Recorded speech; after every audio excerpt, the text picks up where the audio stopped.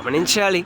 పరిశుద్ధంగా జీవించుట విషయమై, నీతిగా జీవించుట విషయమై, యథార్థంగా జీవించుట విషయమై మనం తీసుకున్న నిర్ణయాలలో స్థిరంగా నిలబడినా చాలండి, బలముగా నిలబడినా చాలండి, మనము ధైర్యంగా నిలబడినా చాలండి. రేపటి దినాన శ్రేష్టమైన ఆశీర్వాదాన్ని పొందుకుంటాం. ఒకసారి ఆలోచన చేద్దాం. మనము మన జీవితంలో ఎన్నో నిర్ణయాలు తీసుకుంటాం కదా.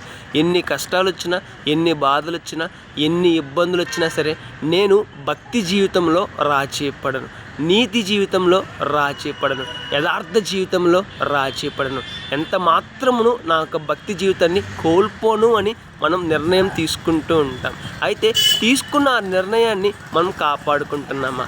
తీసుకున్న ఆ నిర్ణయంలో స్థిరంగా కొనసాగుతున్నామా? కష్టాలు వచ్చినప్పుడు దేవునికి దూరమైపోతున్నామా? దేవునికి దగ్గరగా జీవిస్తున్నామా? బాధలు వచ్చినప్పుడు దేవునికి దూరం అయిపోతున్నామా? దేవునికి దగ్గరగా జీవిస్తున్నామా? శోధనలు వచ్చినప్పుడు దేవుడు చెప్పినట్లుగా జీవిస్తున్నామా? దేవుని యొక్క మాటలకు వ్యతిరేకంగా జీవిస్తున్నామా? వీటన్నిటి విషయమై మనం ఆలోచించాలి.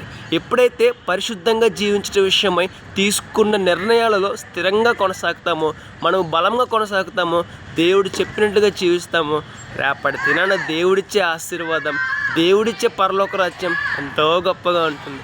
కాబట్టి ఇప్పటికైనా మన జీవితాన్ని మార్చుకుందాం. పరిశుద్ధంగా జీవించే విషయమై తీసుకున్న నిర్ణయానికి కట్టుబడి జీవిద్దాం. రేపటి దినాన శ్రేష్టమైన ఆశీర్వాదాన్ని పొందుకుందాం. May God bless you.